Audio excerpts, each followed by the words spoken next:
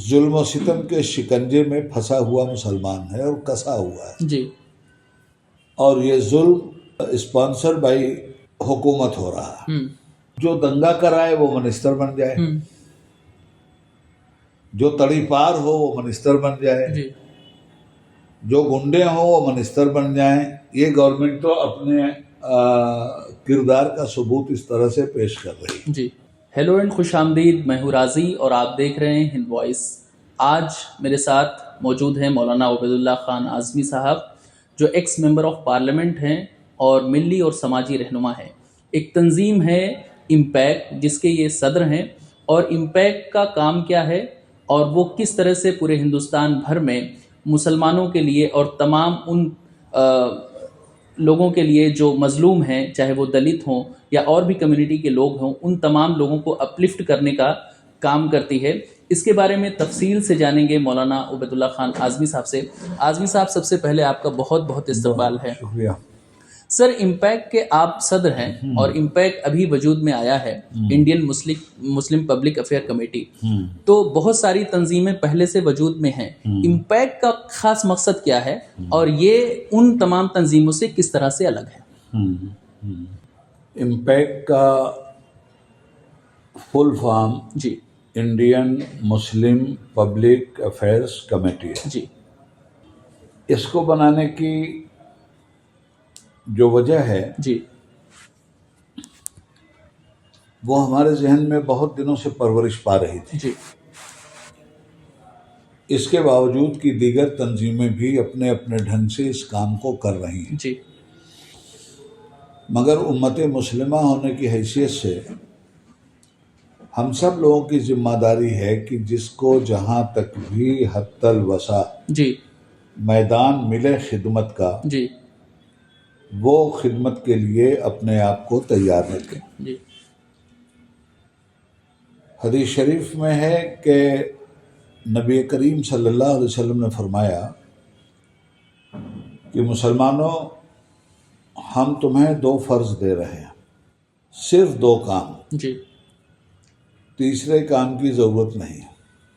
جس خالق نے پیدا کیا اس کا حق ادا کرو، جی اور خالق نے جس مخلوق کو پیدا کیا اس کا حق ادا کرو. جی پھر حضور نے ایک جگہ فرمایا الخلق عیال اللہ، مخلوق اللہ کا کنبہ ہے.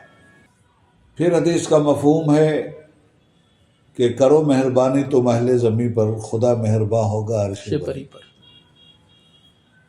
مظلوم طبقات جو ہندوستان میں اس وقت قسم پرسی کا شکار ہیں، ان میں سب سے زیادہ ظلم و ستم کے شکنجے میں پھنسا ہوا مسلمان ہے اور کسا ہوا ہے. جی اور یہ ظلم اسپانسر بائی حکومت ہو رہا ہے.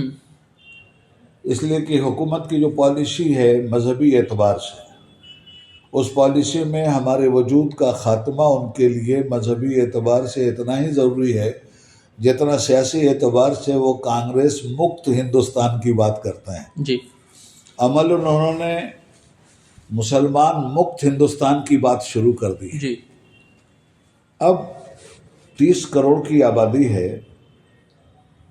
تو اس آبادی کو سمندر میں تو نہیں ڈھکیلا جا سکتا، مگر اس آبادی کی تاریخی حیثیت کو گم کر دینے کے لیے، معاشی حیثیت کو ختم کر دینے کے لیے، سیاسی حیثیت کو ختم کر دینے کے لیے، خود مذہبی شناخت کو ختم کر دینے کے لیے جی گودی میڈیا جس طرح زہر اگل رہا ہے اس سے پورا ملک واقف ہے. شرجیل امام جی اور عمر خالد، جی عمر خالدی جی نام ہے نا، جی یہ دونوں بچے ایسے ہیں جو دلی کے فساد میں تھے بھی نہیں، جی مگر ایک شریعت کے تحت ان بچوں کو جی ظلم کا شکار بنایا گیا اور آہنی قفس میں انہیں ڈال دیا گیا. اب آپ دیکھیے کہ میں اس کو مسلمانوں کے خلاف اسپانسر بائی گورنمنٹ کیوں کہہ رہا ہوں. جی اس لیے کہ یہ گورنمنٹ اپنے عمل سے اس بات کا ثبوت دے رہی ہے. جو دلی کا دنگائی تھا وہ دلی کی اسٹیٹ حکومت میں قانون کا منسٹر ہے. جی آپ کن صاحب کی بات کر رہے ہیں؟ نام تو اس کا مجھے یاد نہیں ہے اس جی وقت، جی مگر وہ اس وقت وہاں منسٹر ہے. جی یا منسٹر تو جو دنگا کرائے وہ منسٹر بن جائے، جو تڑی پار ہو وہ منسٹر بن جائے، جی جو گنڈے ہوں وہ منسٹر بن جائیں. یہ گورنمنٹ تو اپنے کردار کا ثبوت اس طرح سے پیش کر رہی ہے. جی یوگی پر قتل کے درجنوں مقدمات، چیف منسٹر ہیں. جی جتنے کرپٹڈ لوگ ہیں ان کی واشنگ مشین میں آنے کے بعد کلیئر ہو جاتے ہیں، بے داغ ہو جاتے ہیں. جی ان حالات میں مسلمانوں کو جس طرح دیوار کے ساتھ لگا دیا گیا ہے، تو مسلمان اس وقت احساس کمتری کی طرف بہت تیزی کے ساتھ جا رہا ہے. روزگار کے دروازے بند ہیں، تعلیم کے دروازے بند ہیں. جی. وہ دیکھیے ان کا جو وشنو دیوی جی جی میڈیکل کالج میڈیکل کالج تھا، جی صرف اس لیے بند کر دیا گیا کہ 150 مسلمان اس میں کامیابی کے ساتھ جا رہے تھے. جی. کچھ 1 سال کا داخلہ لیے ہوئے تھے، کچھ 3 سال پورا کر چکے تھے. تو کہنے کا میرا مطلب یہ ہے کہ اب یہ چیزیں اظہر من الشمس ہو چکی ہیں، جی کوئی ڈھکی چھپی باتیں نہیں ہیں. جی اور یہ سارے جرائم مسلمانوں کے خلاف قانون کی وردی پہن کر کیے جا رہے ہیں. تو اس سلسلے میں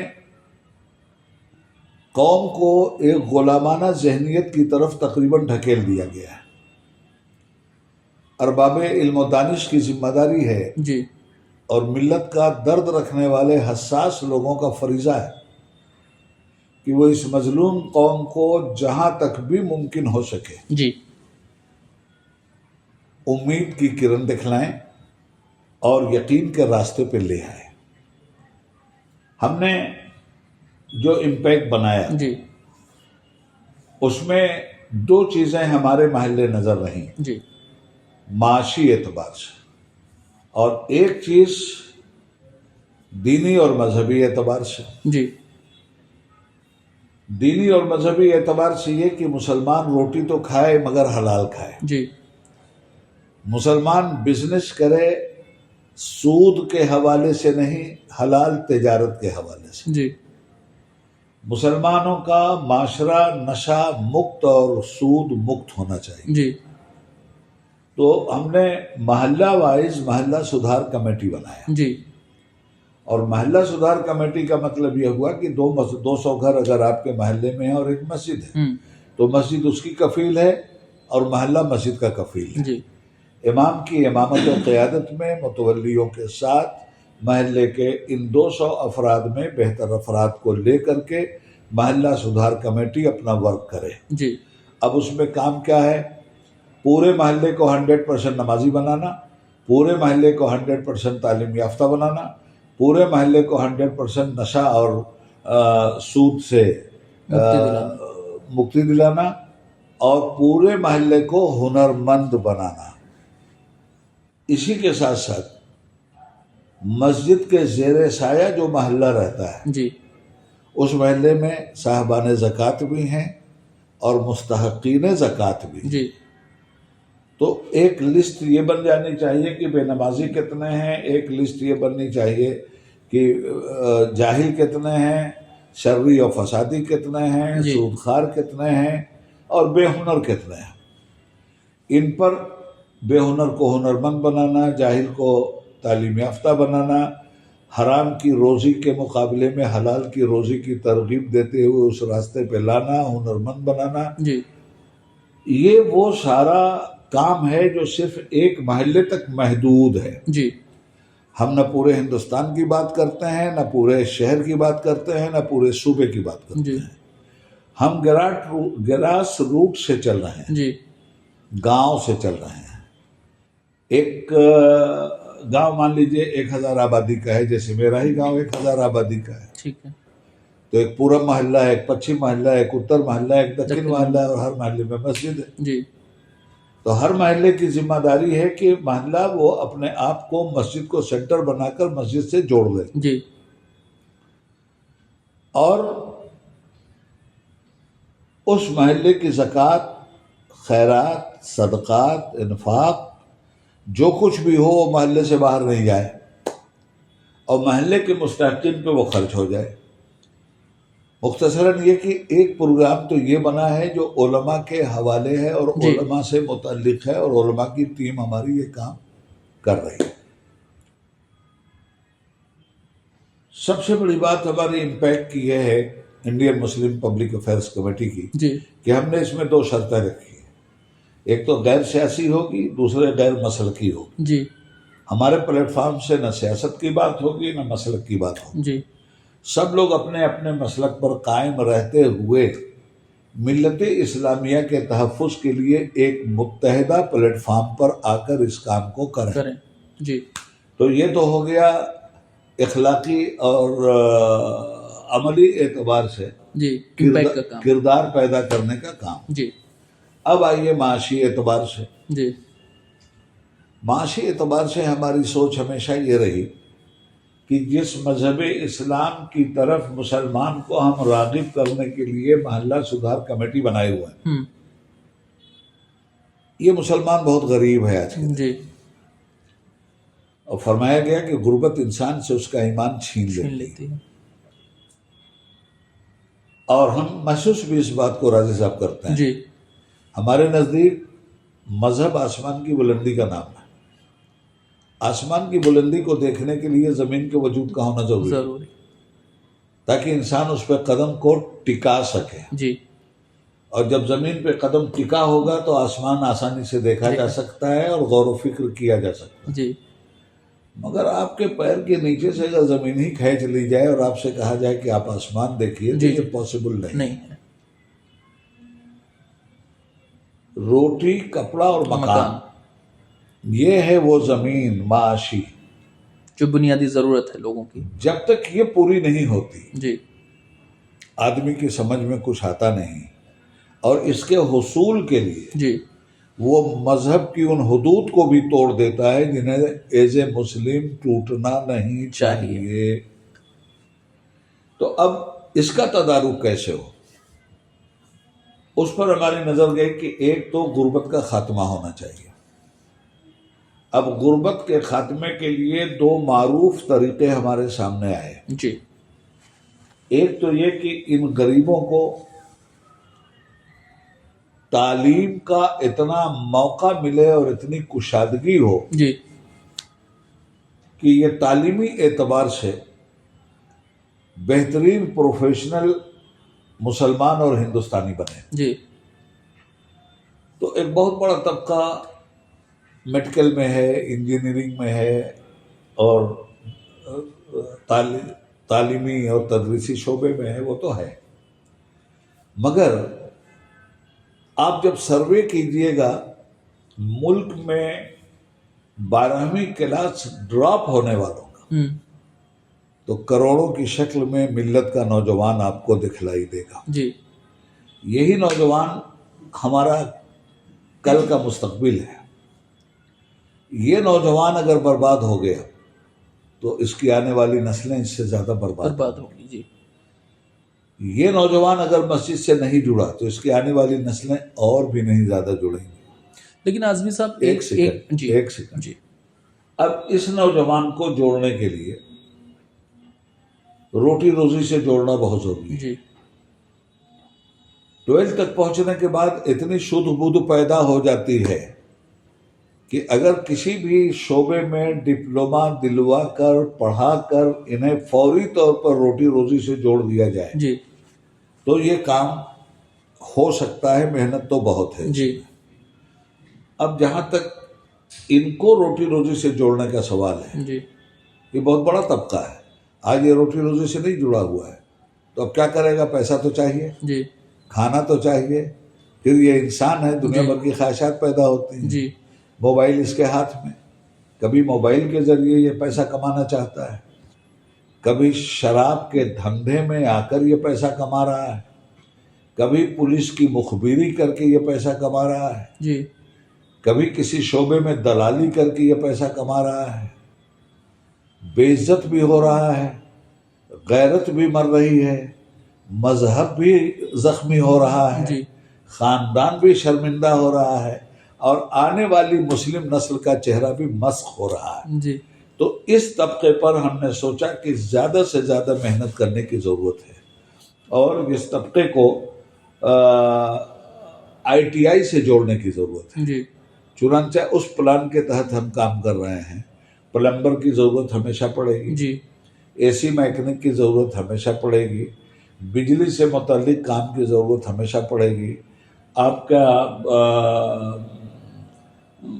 یہ کمپیوٹر سے متعلق ضرورت ہمیشہ پڑے گی, ڈیٹا اکٹھا کرنے کی ضرورت ہمیشہ پڑے گی. دنیا بھر کی ضرورتیں ہیں اور دنیا بھر کے شعبے ہیں. اسی کے ساتھ میل نرس, جی فیمیل نرس, جی اس کی بے پناہ ڈیمانڈ ہے. جی ان عورتوں بچوں کو اس میں لگایا جا سکتا ہے. ڈرائیونگ کی بے پناہ ضرورت ہے. جی 150 کروڑ کا ملک ہے, پھر باہر بہت زیادہ ضرورت ہے. جی تو ان بچوں کو جو آگے تعلیم حاصل نہیں کر سکتے اور روزگار نہ ملنے کی بنیاد پر یہ معاشرے میں اسلامی سوسائٹی کے لیے بہت ہی زیادہ نقصان دہ ثابت ہو رہے ہیں. جی تو ان کو اس طرف موڑنے کے لیے ڈرائیونگ سکھلائی جائے. پولیس کا محکمہ ہے, جی پولیس کے محکمے میں لوگ داخل ہوتے ہیں, اس کی ٹریننگ کرائی جائے. جی تو یہ تمام تر چیزیں ہمارے ذہن میں تھیں. اس کی بنیاد پہ اس امپیکٹ کو بنایا اور اس کے بعد ملک کے بہترین دماغوں کو ہم نے اکٹھا کیا, جس میں آپ بھی شامل رہے ہیں. دیکھا ہے آپ نے کہ ریٹائر جج بھی ہمارے پاس, ریٹائر IAS اور IPS بھی ہمارے پاس, بہترین کلاس کے وکلا بھی ہمارے پاس, بہترین کلاس کے پروفیسر اور معلمین بھی ہمارے پاس, اور بہترین کلاس کے مخلصین بھی ہمارے پاس جڑے. اور جڑنے کے بعد ہم لوگوں نے یہ کیا کہ اب ان تمام تر جگہوں کا استعمال ہم کریں جن جگہوں پر صرف تعلیم کا استعمال ہو رہا ہے اور کیمپس بڑے ہیں. ان کے کیمپس ہم لے کر کے ان بچوں کو وہاں ہم داخل کریں. تو سرحدت ہماری نگاہ میں 2 مرکز ہیں. جی ایک مرکز تو ہے آپ کے ناگپور میں, جی ڈاکٹر انیس ہمارے سابق کیبنٹ منسٹر ہیں مہاراشٹر کے, جی اور ہمارے بہت معتقد ساتھیوں میں. جی جی اور ان کا کیمپس بہت بڑا ہے اور اس میں ٹریننگ کے لیے ہمارا سازگار ماحول ہے. دوسرے الہ آباد میں جی نینی میں ایک بہت بڑی یونیورسٹی ہے جی جی اور 100 سال پرانی ہے. اس یونیورسٹی میں بھی ان بچوں کو کھپانے کے بڑے راستے ہیں. جی تو اب ہم نے سوچا کہ ان بچوں کو اپنی بساط بھر کھپانے کے لیے پیسے لگیں گے اور پیسے امپیکٹ کو خرچ کرنا ہے. جی امپیکٹ ہی پیسہ خرچ کر کے انہیں ایسی ماسٹر بنائے گا. امپیکٹ ہی پیسہ کر کے ہمارا اور آگے کا پروگرام ہے کہ ہم ان کو انجینئر بھی بنا دیں. جی اور اس شعبے کا انجینئر بنا دیں جس میں یہ انجینئر ہوتے ہی کم سے کم 1 لاکھ روپے مہینے کے مالک ہو جائے. جی اور ان کو فوری طور پہ سروس مل جائے. جی وہ چیزیں بھی ہماری نگاہ میں ہیں. اس کے لیے ہم نے وہاں نینی یونیورسٹی سے ہمارے ساتھی ہیں ڈاکٹر آفتاب صاحب, اس کے پروفیسر ہیں, جی جی وہاں بات کیا. انہوں نے اپنی خدمات ہمیں دے دیں جی کہ حضرت جتنے بھی بچے انجینئرنگ کے شعبے میں آپ کے آئیں گے 50% سبسڈی ہماری طرف سے ہوگی. تو 50% خرچ ہمارا ہوگا اور 50% یونیورسٹی ہمیں سہولت دے گی. اسی طرح سے ناگپور کا کام ہوگا اور اسی طرح سے وہاں کا کام ہوگا. یہ راستے ہم نے اپنائے ہیں اور اسی کے لیے یہ امپیکٹ بنایا ہے. عظمی صاحب, اس سے جڑ کر ایک سوال بنتا ہے کہ بہت ساری تنظیمیں اس کے پہلے وجود میں آئیں اور بہت سارے ان کے دعوے بھی رہے, مگر زمین پر اس کا کام نظر نہیں آیا اور گورنمنٹ جو ہے کہیں نہ کہیں اس NGO کو یا اس آرگنائزیشن کو پیچھے ڈھکیلنے میں یا مسلمان کو اپلفٹ نہ ہونے کا ایک راستہ اس نے پیدا کیا. تو یہ امپیکٹ اس کا کس طرح سے توڑ نکالے گا؟ ہاں, وہ تنظیمیں کس طرح سے ڈراپ ہوئیں جی یہ تو مجھے نہیں معلوم. جی مگر ہم نے یہ ڈراپ ہونے کے لیے نہیں بنایا. جی ہم نے یہ مستقبل میں دوسروں کو بھی کام کرنے کا حوصلہ دینے کے لیے بنایا ہے. جی اور انشاءاللہ یہ کبھی ڈراپ نہیں ہوگی.